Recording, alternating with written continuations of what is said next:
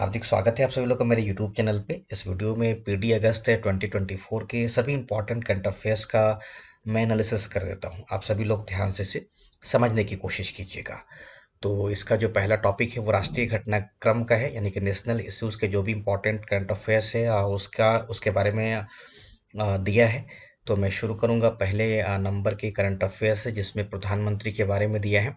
बताया गया है कि श्री नरेंद्र मोदी लगातार तीसरी बार प्रधानमंत्री बने हैं।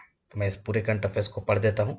18वीं लोकसभा में राष्ट्रीय जनतांत्रिक गठबंधन के स्पष्ट बहुमत के चलते यहाँ पे ध्यान रखेंगे, एनडीए को स्पष्ट बहुमत मिला है, बीजेपी को नहीं मिला है। इस कारण से हो सकता है कि किसी एग्जामिनेशन के किसी ऑप्शन में जो प्रश्न पूछा जाता है तो उसके ऑप्शन में हो सके तो दे भी दे कि बीजेपी ने पूर्ण या स्पष्ट बहुमत प्राप्त किया, इस प्रकार प्रधानमंत्री तीसरी बार प्रधानमंत्री बने।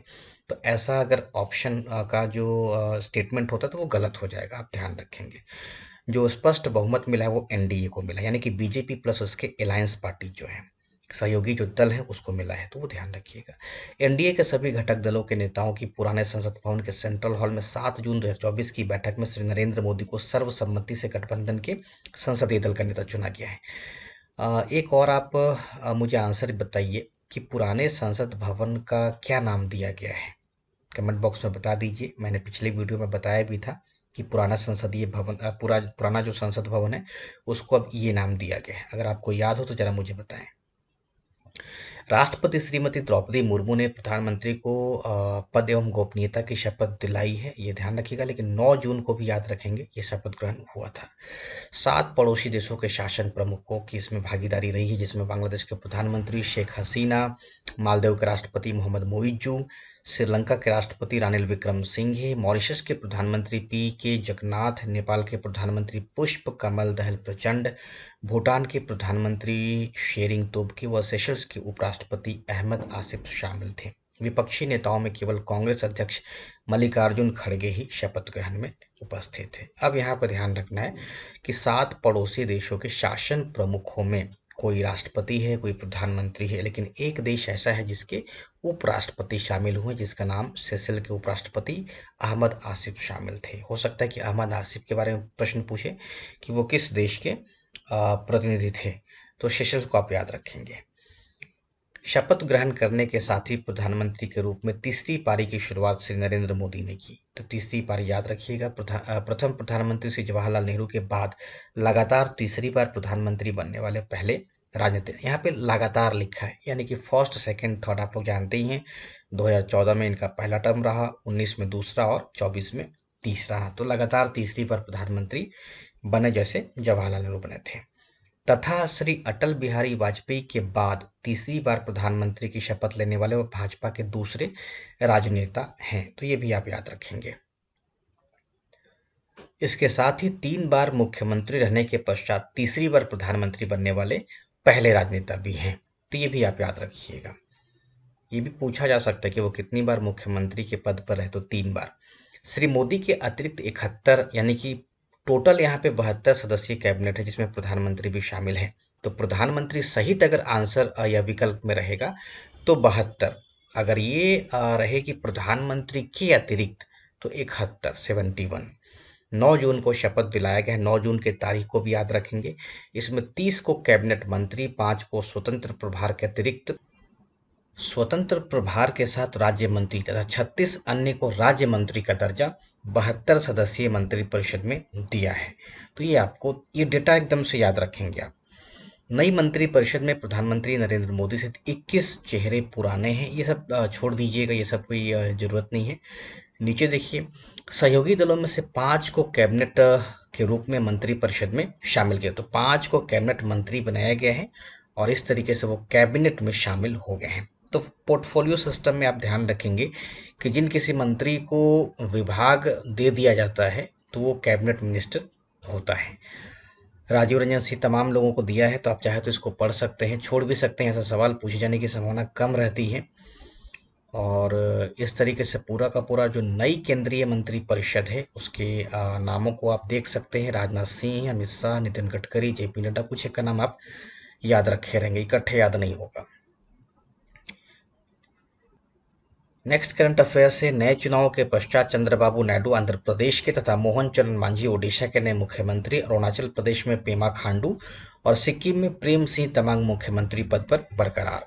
अब यहाँ पे ध्यान रखेंगे कि उत्तर पूर्वी भारत के दो राज्य जिसमें अरुणाचल प्रदेश और सिक्किम है, यहाँ पे भी चुनाव था और ओडिशा और आंध्र प्रदेश में भी चुनाव था। तो लोकसभा चुनाव के साथ साथ भारत के 4 राज्यों में भी साथ साथ चुनाव हुए थे। तो इस चुनाव के बारे में मैंने जानकारी या तो इससे पहले वाले वीडियो में दिया होगा या फिर इंस्टाग्राम पे होगा, तो आप जा करके इंस्टाग्राम को भी देख लीजिएगा, वहाँ पे उस चुनाव के बारे में दिया होगा। यह सवाल मैंने पूछा भी था। अरुणाचल प्रदेश और सिक्किम में क्रमशः भाजपा और सिक्किम क्रांतिकारी मोर्चा की सरकार बनी है, जिसमें पेमा खांडू और अरुणाचल प्रदेश के मुख्यमंत्री बने। सवाल ऐसे ही पूछा जाएगा कि हाल ही में हुए विधानसभा चुनाव में पेमा खांडू किस राज्य के मुख्यमंत्री बने हैं। तो पेमा खांडू अरुणाचल प्रदेश के और सिक्किम में प्रेम सिंह तमांग मुख्यमंत्री बने हैं। हो सकता है कि प्रेम सिंह तमांग किस पार्टी से संबंधित, ये भी सवाल पूछे, तो सिक्किम क्रांतिकारी मोर्चा ध्यान रखिएगा, ऐसा ना कि बीजेपी लगा देना है आपको। उसके बाद आंध्र प्रदेश में चंद्रबाबू नायडू और मोहन चरण मांझी ओडिशा के नए मुख्यमंत्री हैं, है ना, तो याद रखिएगा। तो ये 4 विधानसभा चुनाव साथ साथ हुआ था। तीसरा जो करंट अफेयर्स है वो राजधानी को लेकर के है कि हैदराबाद अब तेलंगाना और आंध्र प्रदेश की संयुक्त राजधानी नहीं रहा, केवल तेलंगाना की राजधानी रहा है। तो फिर आंध्र प्रदेश की राजधानी क्या होगी? अमरावती। ये इतना आपको याद रखना है। अब विश्वविद्यालयों की रैंकिंग है। विश्व के शीर्ष लगभग 1500 उच्च शैक्षणिक संस्थानों में भारत के 46 संस्थान क्यूएस रैंकिंग 2025 में। अभी 2024 चल ही रहा है लेकिन 25 का रैंकिंग आ गया है, ये गौर करने वाली बात है। 25 की रैंकिंग तब आनी चाहिए जब 24 पूरा का पूरा खत्म हो जाए, लेकिन अभी 24 चल ही रहा है, रैंकिंग ये आ गया है। तो लंदन स्थित क्यूएस क्वाकवा रैली साइमंड्स एजेंसी के द्वारा प्रतिवर्ष के ये हर साल मैं पढ़ता हूँ, और ये क्वाकवा रैली ऐसा नाम ही है कि आपको बार बार इसको नए तरीके से याद करना पड़ा। क्वाकवा रैली है ना। तो क्वाकवा रैली साइमंड्स के द्वारा ये डेटा जारी किया गया है। एजेंसी ने वर्ष 2025 के लिए अपनी 20वीं रैंकिंग 5 जून 2024 को जारी की। ये भी हद है, लेकिन अगर इसमें गौर किया जाए तो 24 चल ही रहा है और 25 का डेटा अभी आ गया है ना। मान लिया जाए कि अब किसी विश्वविद्यालय का स्थान अगस्त 2024 में और अच्छा हो जाए तो अब वो बेचारा बाहर हो गया, अब 26 वाले रैंकिंग में ही आ सकता है। अभी ये लोग इतना जल्दी इसको निकाल दिए। तो इस वर्ष भारत के 2 विश्वविद्यालय पहली बार ही क्यूएस की वार्षिक रैंकिंग में शामिल हो सके। तो विरोध होना चाहिए इसका। अब इसमें जो भारत के जो यूनिवर्सिटी है वो शामिल किया गया है, जिसमें आईआईटी बॉम्बे और आईआईटी दिल्ली टॉप 200 में 2 यूनिवर्सिटी हैं। आईआईटी बॉम्बे और आईआईटी दिल्ली, इसको याद रखिएगा। बाकी का जो है 200 से नीचे का है तो वो पूछे जाने की संभावना कम होती है। तो कुल 46 संस्थानों को शामिल किया गया है 1500 की लिस्ट में। तो 1500 संस्थानों के में भारत के 40 संस्थानों को शामिल किया गया है, ठीक है। और 2 विश्वविद्यालय पहली बार क्यूएस की वार्षिक रैंकिंग में शामिल हो सके हैं, यानी कि आईआईटी बॉम्बे और आईआईटी दिल्ली, ठीक है। इस रैंकिंग में जो आईआईटी बॉम्बे है 118वें स्थान पे और आईआईटी दिल्ली 150वें स्थान पे। तो आप ये डेटा को याद रखिएगा, ये वाला जो कॉलम है इसको अच्छे से पढ़ लीजिएगा। इसके अलावे देखिए तो टॉप कौन किया है, तो टॉप किया है Massachusetts institute of technology, MIT America वाला है। सेकंड पे इंपीरियल कॉलेज लंदन है, दूसरे पोजीशन पे है। ऑक्सफोर्ड तीसरे नंबर पे है। तो टॉप 3 का भी नाम आप याद कर सकते हैं। तो क्वाकवा रैली किस देश की संस्था है, तो क्वाकवा रैली लंदन यानी कि यूके की संस्था है। क्वाकवा रैली निम्नलिखित में से कौन से शीर्षक जारी करती है, तो विश्वविद्यालय से संबंधित जो संस्थान है उनकी लिस्ट ये जारी करती है, ठीक है। बस इतना याद रखिएगा। ऐसा ना है कि पूछा जाए कि क्वाकवा रैली कौन सा जो सूची है वो जारी करती है, तैयार करती है, तो आप भ्रष्टाचार मत कर दीजिएगा। तो ये विश्वविद्यालयों की रैंकिंग जारी करती है। कुछ मानक भी अपनाए गए हैं, तो मानक को छोड़ दीजिएगा, ये सब मानक कोई खास इंपॉर्टेंट नहीं रहता है, ये पूछा नहीं जा सकता है। इसके अलावे अगर हम देखें तो उपग्रह स्पेसक्राफ्ट प्रक्षेपणों हेतु पुनः प्रयोज्य मतलब रीयूजेबल प्रक्षेपण क्षमता के लिए पुष्पक का तीसरा परीक्षण सफल हो गया है। तो पुष्पक का थर्ड जो है परीक्षण है वो सफल हो, इस बात को याद रखिएगा। रीयूजेबल लॉन्च व्हीकल टेक्नोलॉजी के क्षेत्र में सफलता मिल गई है, जब कर्नाटक के चित्रदुर्ग स्थित वैमानिकी परीक्षण रेंज ATR से RLV-LEX-03 परीक्षण पूर्णतः सफलतापूर्वक संपन्न हुआ। यह इस श्रृंखला का तीसरा परीक्षण था। RLV-LEX है ना 03। तो ये क्या है, तो ये रीयूजेबल टेक्नोलॉजी है ना, तो व्हीकल टेक्नोलॉजी को आप याद रखिएगा। उसके बाद अगर देखें तो इसका और भी डिटेल दिया है कि 4 किलोमीटर दूरी पर इसे छोड़ा गया मानव रहित पुष्पक स्वायत्त तरीके से क्रॉस रेंज सुधार करते हुए रनवे पर उतर गया। पिछले RLV-LEX-02 परीक्षण, खैर ये सब पढ़ने की आवश्यकता आपको नहीं है, तो पुष्पक को याद रखिएगा, वो रीयूजेबल व्हीकल टेक्नोलॉजी है। आत्मघाती ड्रोन नागास्त्र 1 की पहली खेप भारतीय सेना को मिली है। तो नागास्त्र की पहली खेप प्राप्त हो गई है। और सुसाइड ड्रोन नागास्त्र 1 की विशेषता, इसी को सुसाइड ड्रोन भी कहा गया है, ठीक है, आत्मघाती जो खुद को खत्म कर दे। तो आत्मघाती सुसाइड ड्रोन है, इसका नाम क्या है, तो नागास्त्र 1 है। इसकी विशेषता है कि यह अपने सैनिकों की जान खतरे में डाले बिना दुश्मन के किसी ठिकाने पर हमला कर सकता है। नागपुर स्थित 16 इंस्टीट्यूट की सहायक कंपनी, इसको बनाई कौन है, तो इंडियन एक्सप्लोसिव्स लिमिटेड के द्वारा यह निर्मित है ना। Fixed wing electric unmanned aerial ये है, उसको याद रखिएगा। 9 किलोग्राम वजन है और 1 किलो वॉरहेड के साथ लगभग 15 किलोमीटर इसकी मारक क्षमता है। इसका उन्नत संस्करण 2.2 किलोग्राम वॉरहेड के साथ 30 किलोमीटर तक जा सकता है। इसे रात में भी संचालित किया सकता है, इसे वापस भी बुलाया जा सकता है। लैंडिंग के लिए इसे पैराशूट सिस्टम दिया गया है। तो खैर इसमें जो इंपॉर्टेंट सवाल पूछा जा सकता है कि आत्मघाती ड्रोन का नाम क्या है, तो नागास्त्र 1 है। रेंज कितनी है, इसको बनाया कौन है, तो इंडियन एक्सप्लोसिव्स लिमिटेड के द्वारा यह निर्मित है। 480 खेप दिया जाएगा, अभी फिलहाल 120 ड्रोन की पहली खेप इसे प्राप्त हो गई है। तो नागास्त्र 1 के नाम को याद रखिएगा, ठीक है। आकाश से सतह पर मार करने वाली रुद्रम 2 मिसाइल का सफल परीक्षण कर दिया, इसको मैंने पहले भी बताया। तो रुद्रम 2 को याद रखिएगा, ये आकाश से सतह पर मार करती, ध्यान रखिएगा, सतह से आकाश नहीं, आकाश से सतह पर मार करने वाली रुद्रम 2 मिसाइल का सफल परीक्षण कर दिया गया। इसकी जो रेंज है वो 300 किलोमीटर है, मीटर नहीं किलोमीटर है, याद रखिएगा, ठीक है। अलग अलग फाइटर प्लेन में इसको लगा दिया जाएगा। तो रुद्रम 2 को भी याद रखिएगा।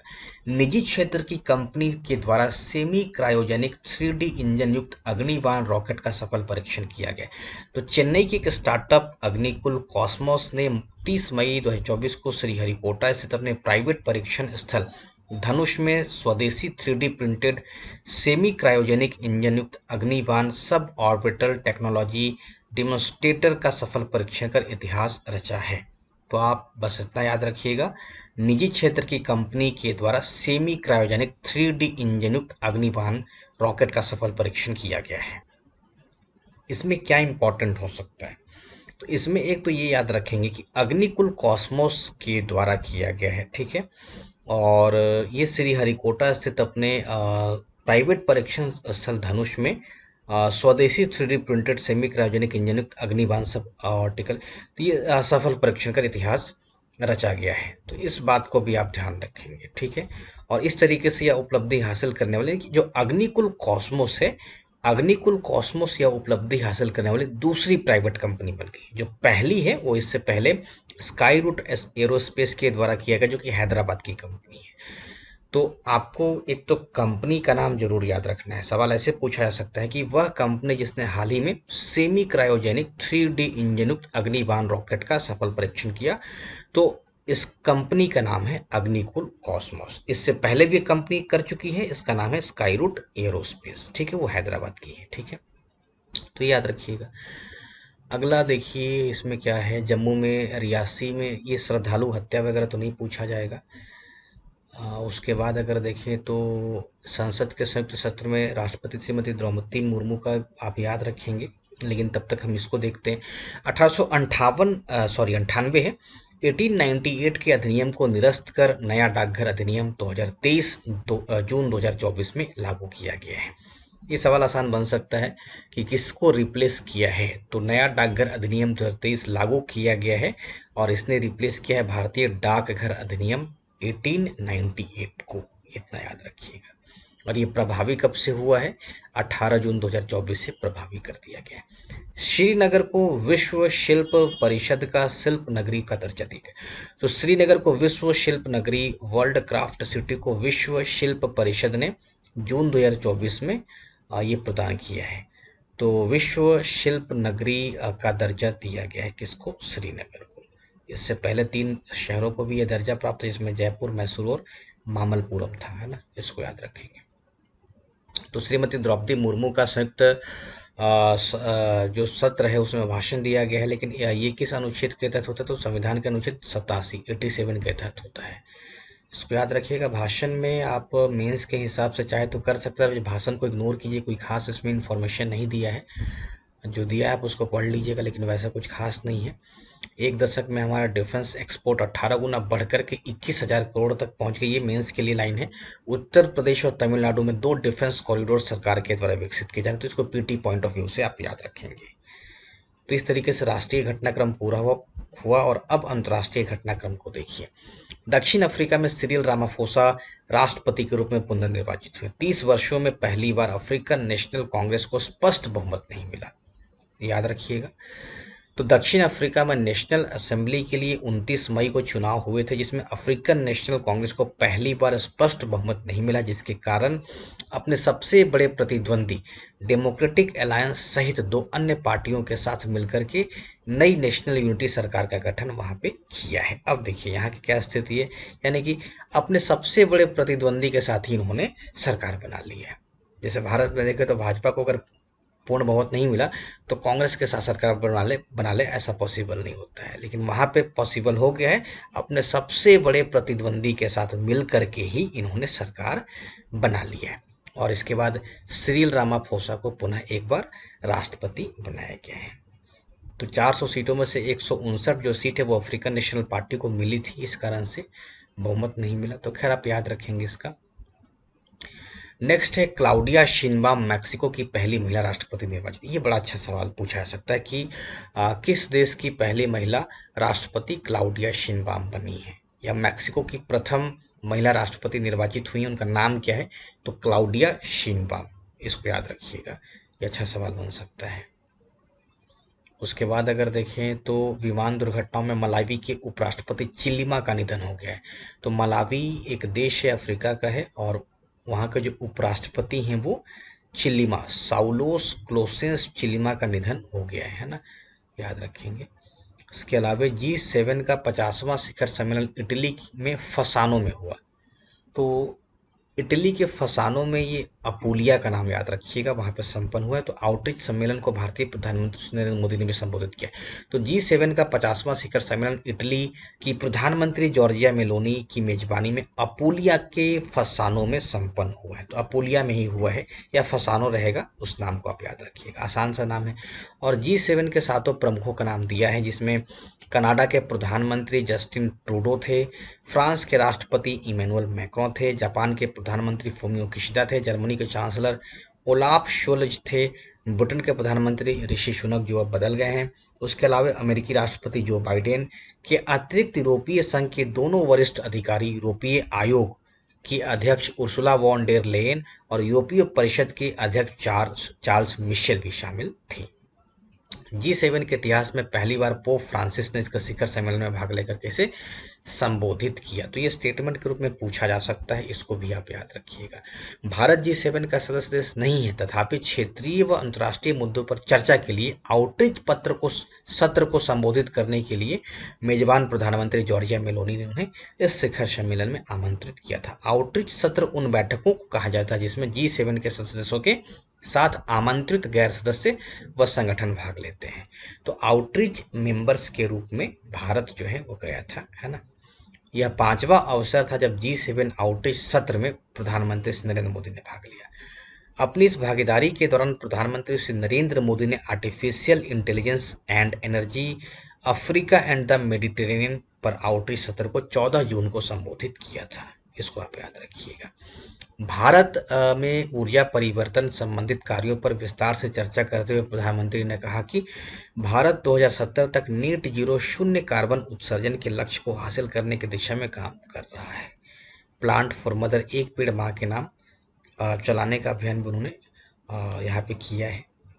और अफ्रीकन यूनियन को G20 के स्थायी सदस्य ग्रुप में भारत में जब हुआ था G20 वाले में उसमें शामिल किया था, तो इसको भी आप याद रखिएगा।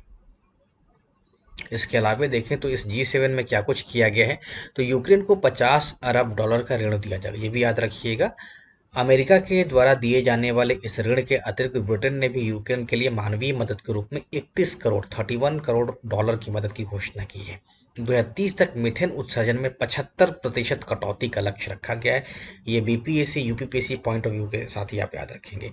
हानिकारक गैसों के उत्सर्जन को 2050 तक नेट जीरो करने के लक्ष्य को प्राप्त करने की कार्य योजना पर भी तेजी से अमल किया जाएगा, इस बात को भी आप याद रखेंगे। रूस पर निर्भरता चरणबद्ध तरीके से स्टेप बाय स्टेप कम करने की भी सहमति ड्राफ्ट में जताई गई है। इसके अलावा इसका जो अगला शिखर सम्मेलन होगा वो कनाडा में होगा, और कनाडा के कनानासिकस है ना, तो कनाडा के कनाना अल्बर्टा में, अल्बर्टा को याद रखेंगे, अल्बर्टा में अगले वर्ष होगा ना, कनाडा कनाना एक ही साथ है। यूक्रेन शांति शिखर सम्मेलन स्विट्जरलैंड में संपन्न हुआ। साझा बयान पर हस्ताक्षर न करने वाले देशों में भारत भी शामिल है। तो 28 माह से चल रहे यूक्रेन युद्ध की समाप्ति का रास्ता तलाशने के उद्देश्य से एक अंतर्राष्ट्रीय शिखर सम्मेलन स्विट्जरलैंड के ल्यूसर्न में किया गया है, और भारत से 100 देशों से अधिक शासन प्रमुखों ने अपनी उपस्थिति यूक्रेन शांति शिखर सम्मेलन में दर्ज की थी। इसमें अमेरिका और पश्चिमी यूरोप सहित प्रमुख विकासशील देश शामिल थे। चीन ने बीच में दूर, ठीक है। तो खैर आगे का देखें तो रूस यूक्रेन विराम के लिए रूस की शर्तें यूक्रेन को अस्वीकार। तो विश्व के लगभग 100 देशों ने यूक्रेन विश्व शांति से, ये पूछा जाए कि इस सम्मेलन का आयोजन कहाँ पे किया गया है, तो इस सम्मेलन का आयोजन स्विट्जरलैंड के ल्यूसर्न में किया गया है, इस बात को आप याद रखेंगे। भारत भी इसमें उपस्थित रहा है, तो ये भी आप जरूर से याद रखेंगे। अब सवाल ये है कि इसमें एक और सवाल पूछा जा सकता है कि भारत की तरफ से किसने भाग लिया, तो विदेश मंत्रालय में सचिव पवन कपूर ने इसमें भाग लिया था। पापुआ न्यू गिनी को मानवीय आधार पर 10 लाख डॉलर की सामग्री भारत के द्वारा प्रदान की गई, तो इसको भी याद रखिएगा। बांग्लादेश की प्रधानमंत्री शेख हसीना की भारत की राजकीय यात्रा संपन्न हुई है। तो बांग्लादेश की प्रधानमंत्री श्री नरेंद्र मोदी के निमंत्रण पर आई थी, और देश में नई सरकार के गठन के पश्चात भारत की राजकीय यात्रा पर आने वाली वह पहली विदेशी शासन प्रमुख थी, इसको याद रखिएगा। तीस्ता जल प्रबंधन का मुद्दा इसमें शामिल रहा। तीस्ता नदी हिमालय से निकलकर सिक्किम व पश्चिम बंगाल होते हुए बांग्लादेश में प्रवेश करती है। हमला होने पर एक दूसरे की मदद करेंगे रूस और उत्तर कोरिया। तो यहाँ पे दक्षिण कोरिया कंफ्यूजन हो सकता है, तो उत्तर कोरिया को आप याद रखिएगा। पाकिस्तान सहित 5 देश 2 वर्ष के लिए सुरक्षा परिषद के नए अस्थायी सदस्य हुए। तो पाकिस्तान, सोमालिया, डेनमार्क, ग्रीस और पनामा 1 जनवरी 2025 से संयुक्त राष्ट्र सुरक्षा परिषद में 5 नए अस्थायी सदस्य होंगे। परिषद की 2-2 वर्ष की अस्थायी सदस्यता के लिए इनका चुनाव किया गया है।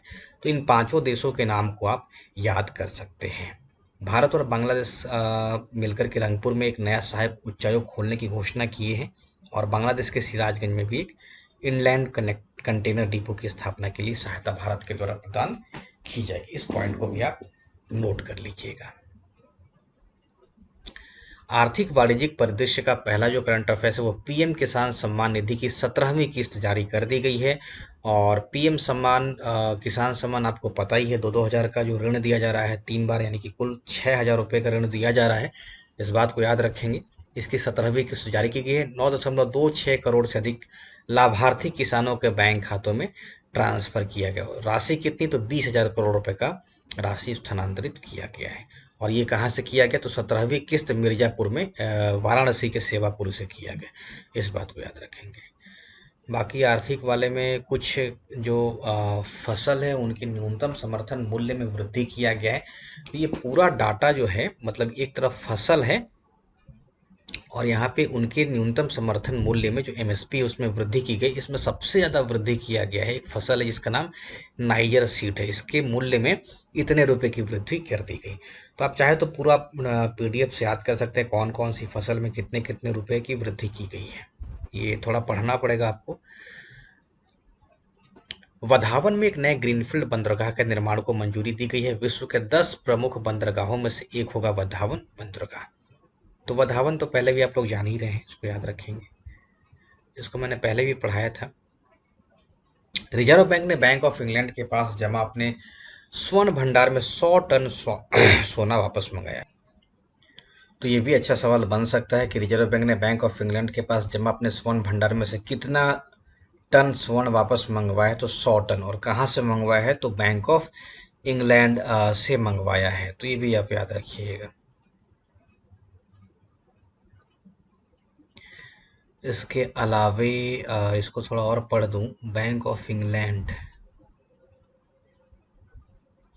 और बैंक ऑफ इंटरनेशनल सेटलमेंट्स के पास जमा रखते हैं, तो दोनों बैंकों के नाम को आप याद रखिएगा। विदेशों में रखे 413.8 टन स्वर्ण में से 100 टन स्वर्ण रिजर्व बैंक ने इंग्लैंड से मई 2024 में वापस स्वदेश मंगा लिया है। नेक्स्ट करंट अफेयर से 2024-25 में 400 नई शाखाएं खोलने की स्टेट बैंक की योजना है। योजना है, अभी दावा नहीं है, ठीक है, तो इसको छोड़ भी सकते हैं। बैंकिंग वाले एग्जामिनेशन में पूछा जा सकता है, भाई पीसीएस में तो नहीं पूछा जाएगा। अभी योजना ही है इनका, हो सकता है कि योजना इनका खत्म भी हो जाए, कोई भरोसा नहीं। वो भी bank of state bank of India है, इनका कोई भरोसा नहीं है। नेक्स्ट है, चंद्रमा से मिट्टी व चट्टानों के नमूने लेकर सुरक्षित पृथ्वी पर लौटा चीन का चांग E6 लूनर प्रोब। बस इसका जो हेडिंग है वही करंट अफेयर्स है। चीन का चांग E6 लूनर प्रोब को याद रखिएगा, जो कि चंद्रमा से मिट्टी और चट्टाने के नमूनों को लेकर के लौटा है। तो ये आर्थिक खबरों में था। अब देखिए नवीनतम सामान्य ज्ञान, जो छोटी छोटी खबरें होती है वो दिया है। ERAM, exchange rate automation module, आयातकों एवं निर्यातकों के कारोबार में आसानी के लिए 22 मुद्राओं की विनिमय दरों की जानकारी हेतु मैनुअल प्रक्रिया के स्थान पर नई स्वचालित प्रणाली का शुभारंभ केंद्रीय अप्रत्यक्ष एवं सीमा शुल्क बोर्ड के द्वारा किया गया है।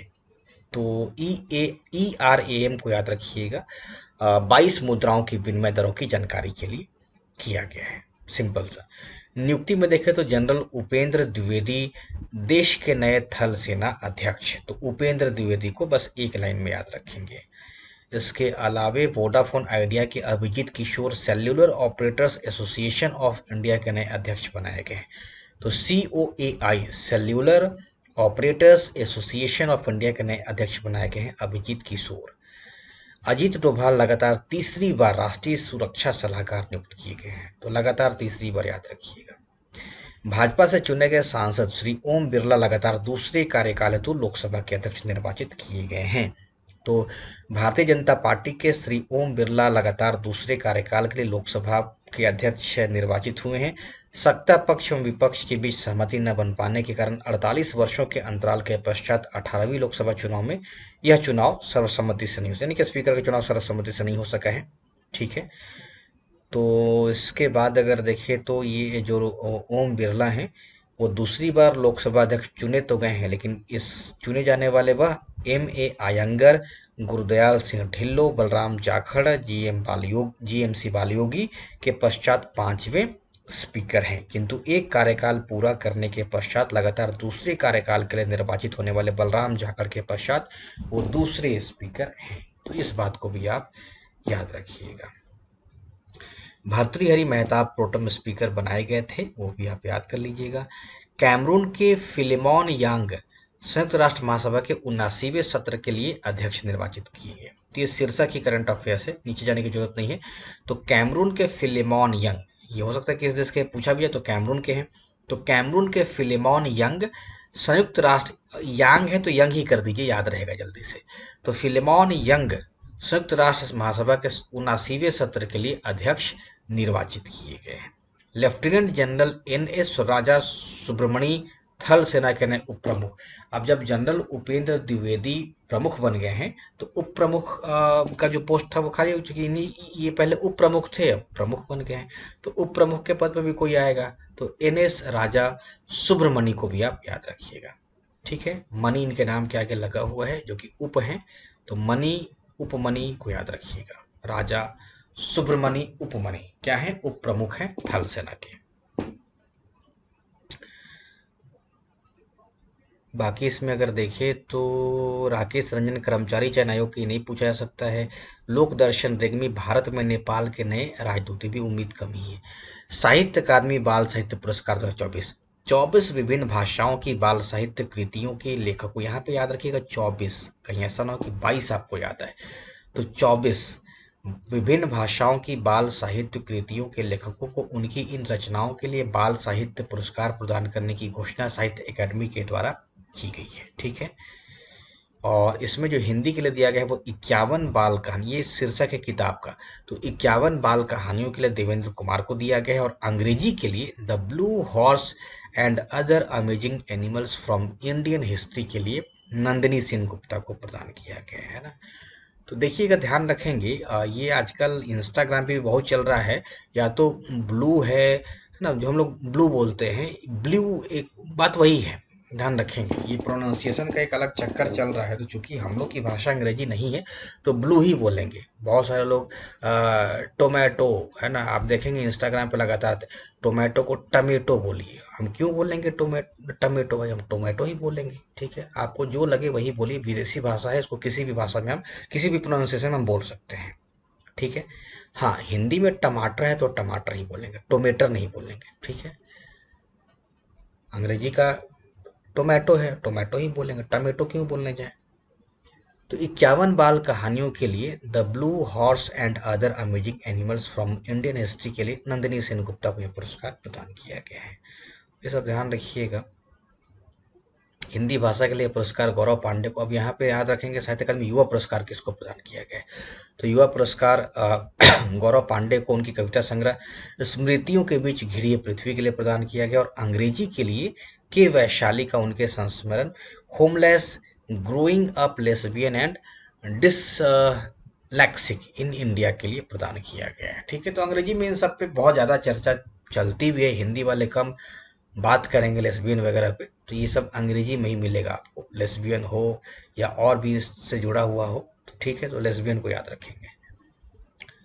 टेम्पल्टन पुरस्कार 2024, तो टेम्पल्टन पुरस्कार दिया गया है दक्षिण अफ्रीका स्थित स्टेलेनबॉश यूनिवर्सिटी के कार्यरत प्रोफेसर पुमला गोबोडो को दिया गया है। ठीक है, और इनके नाम के आगे माडी किजेला भी लिखा हुआ है, तो बड़ा भयानक नाम है, तो पुमला गोबोडो माडी किजेला को टेम्पल्टन पुरस्कार दिया गया है। ठीक है, अब देखिए यहाँ पे किसको, इसको याद कैसे करेंगे, तो टेम्पल टेम्पल हम लोग बोलते ही हैं, तो टेम्पल पुरस्कार किसको प्रदान किया गया, पुमला गो बोडो को दिया गया। ठीक है, नाम में गो लगा है, गो टेम्पल ये सब आपस में एक ही साथ जुड़ा हुआ है, तो गो बोडो याद रखिएगा। आगे का नाम बड़ा भयानक है, माडी किजेला। इन सब नामों का साक्षात्कार अंग्रेजी में ही होता है, हिंदी बहुत सरल है। यूनेस्को के प्रिक्स वर्सेल्स पुरस्कार के लिए अल्प सूचीबद्ध 7 संग्रहालयों में भुज का स्मृतिवन भूकंप स्मारक संग्रहालय भी शामिल हुआ है। तो यूनेस्को का प्रिक्स वर्सेल्स पुरस्कार श्रेष्ठ वास्तुकला एवं डिजाइन वाली परियोजनाओं के लिए दिए जाते हैं। इस वर्ष 2024 के यह पुरस्कार संग्रहालय श्रेणी में दिए गए हैं, और भुज में बनाया गया स्मृतिवन भूकंप स्मारक संग्रहालय भी है। ठीक है, इसको याद रखिएगा। निधन हुआ है इसमें मंगुनी चरण कुंवर है ना, ओडिशा के प्रसिद्ध कठपुतली कलाकार मंगुनी चरण कुंवर का 88 वर्ष की आयु में निधन हो गया। ये नाम अच्छा है, और इनका जो पेशा है वो भी पूछा जा सकता है, कठपुतली कलाकार ये है ना। तो मंगुनी चरण कुंवर जो थे वो कठपुतली कलाकार थे। डकवर्थ लुइस हम लोग कई बार सुने हैं, तो डकवर्थ लुइस नियम के जो जनक थे वो ब्रिटिश सांख्यिकीविद फ्रैंक डकवर्थ थे, इनका 84 साल की आयु में निधन हो गया। ठीक है, तो डकवर्थ लुइस थे ब्रिटिश, ये सांख्यिकीविद थे। डेट वगैरह आप लोग याद कर लीजिएगा, किस तारीख को क्या मनाया जाता है। इसके अलावे देखिए तो पुस्तकों के नाम को भी याद रखिएगा। गोपीज डे आउट सुधा मूर्ति की ये पुस्तक है। कमाल Hasan a cinematic journey, Kamal Haasan, ठीक है, कमल हसन, ये अंग्रेजी में जानबूझ के इसको खराब कर दिया है, तो कमल हसन हम लोग बोलते ही हैं। तो Kamal Haasan a cinematic journey Krishnan Hariharan को, आजकल अंग्रेजी में यही सब चल ही रहा है, टोमेटो को टमेटो कहिए, कमल हसन को कमाल हसन कह दीजिए। The wealth money can't by, तो रॉबिन शर्मा, ये पूछा ही नहीं जाएगा। ये जो लेखक हैं ये बहुत किताब लिखते रहते हैं, इनका महीना में मेरे ईमेल पर भी ये भेजते रहते हैं, इनके पूछे जाने की संभावना कम रहेगी, बाजारू टाइप के लेखक हैं ये। गोपीज डे आउट को और याद रखिएगा, सुधा मूर्ति की ये पुस्तक है। Not the end of the world, ये हनाह रिची की पुस्तक ये है, ठीक है।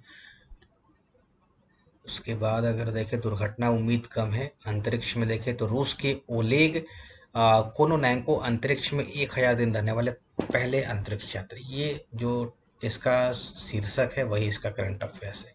किस देश के? तो रूस के। कौन? तो ओलेग कोनोनेको, ठीक है, अंतरिक्ष में 1000 दिन रहने वाले पहले अंतरिक्ष यात्री बन गए हैं।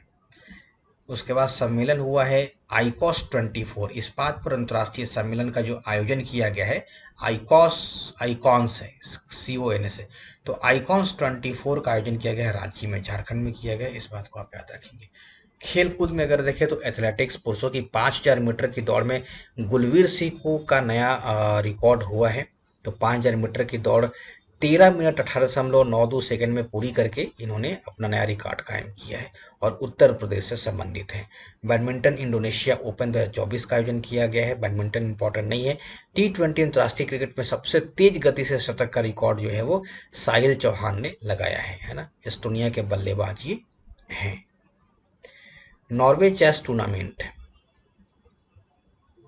तो Norway chess tournament Magnus Carlsen व जू वेंजुन विजेता हैं। तो शतरंज के प्रतिष्ठित नॉर्वे चेस टूर्नामेंट का 12वां संस्करण नॉर्वे के स्टेवेंजर में किया गया है और मैग्नस कार्लसन ने 17.5 अंकों के साथ इसको अपने नाम किया है। भारत के प्रज्ञानंदा जो है वो तीसरे स्थान पर रहे थे। महिला वर्ग में भारत की वैशाली रमेश बाबू को चौथा स्थान प्रदान किया गया और कोनेरू हम्पी को 5वां स्थान प्रदान किया गया। सुनील छेत्री, बहुत इंपॉर्टेंट करंट अफेयर्स पूछा जा सकता है।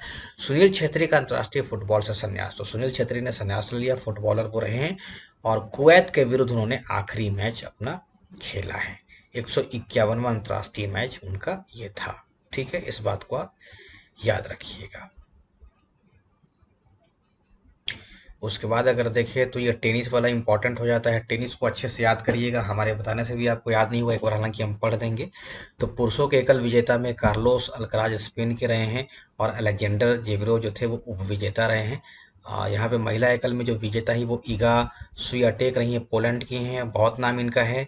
और महिला एकल में जो उपविजेता है वो जास्मिन पाओलिनी इटली की रही है। पुरुष युगल में विजेता, उपविजेता, महिला युगल में विजेता, उपविजेता, मिश्रित में विजेता, एक एक बार लिख लीजिएगा जरूर से, आपको थोड़ा बहुत याद रहेगा, रिवीजन करने की यहाँ पे आवश्यकता रहेगी। गोल्फ और तीरंदाजी कोई खास इंपॉर्टेंट इसमें नहीं है। फार्मूला 1 रेस भी कोई खास इंपॉर्टेंट नहीं है। विश्व कप में आप लोग जानते ही होंगे, तो भारत दूसरी बार T20 विश्व कप का विजेता रहा है। अब इसमें अच्छा करंट अफेयर्स हो सकता है, इसको मैंने पूरा अंडरलाइन कर दिया है, एक बार आप लोग जरूर रीड कीजिएगा। तो 9वें खिताब दक्षिण अफ्रीका को फाइनल में हराकर भारत ने जीता है, 7 रनों से भारत ने इसको हराया है। आप बता सकते हैं कहाँ कहाँ पे ये आयोजित किया गया है, क्या US में है, वेस्ट इंडीज में है, तो आप बताइएगा। ये भी पूछा सकता है कि कहाँ कहाँ पे आयोजित किया गया है। अब देखिए, भारत 2 बार T20 विश्व कप जीतने वाला तीसरा देश है। वेस्ट इंडीज और इंग्लैंड ने पहले यह कारनामा कर दिया है, भारत अब तीसरा देश ऐसा हो गया, इस बात को याद रखिएगा। 8 मैचों में भारत एक भी मैच नहीं हारा, इसका भी आप ध्यान रखेंगे। तो अजेय रहते हुए ट्रॉफी जीतने वाला पहला देश भारत बन गया है। और वनडे क्रिकेट का विश्व कप भी 2 बार भारत ने ही जीता है, ठीक है। और इसमें अगर देखें तो इसके साथ ही रोहित शर्मा ने संन्यास लिया, विराट कोहली ने संन्यास लिया और रविंद्र जडेजा ने भी संन्यास ले लिया है। भारतीय टीम के जो कोच थे इस विश्व कप में, भारतीय टीम के कप्तान रोहित शर्मा थे और मुख्य कोच राहुल द्रविड़ थे। फाइनल में स्थान बनाने के लिए 27 जून को गुयाना के प्रोविडेंस स्टेडियम में खेले गए दूसरे सेमीफाइनल में इंग्लैंड को भारत ने हराया था, तब जाके भारत फाइनल में पहुंचा और साउथ अफ्रीका से खेला है। ये भी याद रखिएगा। 29 जून को ब्रिजटाउन में भारत और दक्षिण अफ्रीका के बीच खेला गया फाइनल मैच। तो ये भी पूछा कहाँ खेला गया है, तो ब्रिजटाउन बारबाडोस का शहर है, वहाँ पे ये खेला गया है। ये भी पूछा जा सकता है, जरूर से ब्रिज टाउन को आप याद रखेंगे। हालांकि मैं एमसीक्यूज कराऊंगा तो उसमें ये सब सवाल पूछूंगा आप लोगों से। 7 विकेट खोकर के 176 रन दक्षिण अफ्रीका बनाया था, भारत बनाया था, ठीक है। उसके बाद दक्षिण अफ्रीका 8 विकेट पर 169 रन ही बना सकी। तो ये भी पूछा सकता कि दक्षिण अफ्रीका ने कितने रन ही बना पाई, तो 169। फाइनल मैच में सर्वोच्च 76 रन की पारी खेलते हुए विराट कोहली को मैन ऑफ द मैच घोषित किया गया और प्लेयर ऑफ द टूर्नामेंट का पुरस्कार जसप्रीत बुमराह को प्रदान किया गया है। इसमें जो पुरस्कार की राशि है वो 24.5 लाख डॉलर की राशि दी गई है, इसको रुपया मत मानिएगा। और उप विजेता को 12.8 लाख डॉलर की राशि मिली है। अब देखिए, player of the final match Virat Kohli रहे हैं। टूर्नामेंट में सर्वाधिक रन रहमान उल्लाह गुरबाज अफगानिस्तान के क्रिकेटर हैं, उन्होंने बनाए थे। टूर्नामेंट में सर्वाधिक विकेट अर्शदीप सिंह भारत के और फजल हक फारूकी अफगानिस्तान से इन्होंने लिए थे। सर्वोच्च व्यक्तिक पर्सनल जो पारी रही है, तो सर्वोच्च व्यक्तिक पारी जो खेला गया है वो निकोलसन पूरन 98 हाईएस्ट रहा है, इस बात को याद रखिएगा। सर्वाधिक छक्का निकोलस पूरन ने लगाया है और सर्वाधिक कैच किन्होंने पकड़ा, तो एडन मार्कम ने पकड़ा है। तो ये सब तमाम फैक्ट को आप याद रखिएगा। तो इस तरीके से अगस्त महीने में इतना ही करंट अफेयर्स दिया है। इस बार थोड़ा पतला है और ज़्यादा नहीं दिया है, तो अगस्त 2024 का पूरा मैंने सार संक्षेप कर दिया करंट अफेयर्स का। आप सभी लोगों को इस वीडियो का बहुत बहुत शुक्रिया देखने के लिए।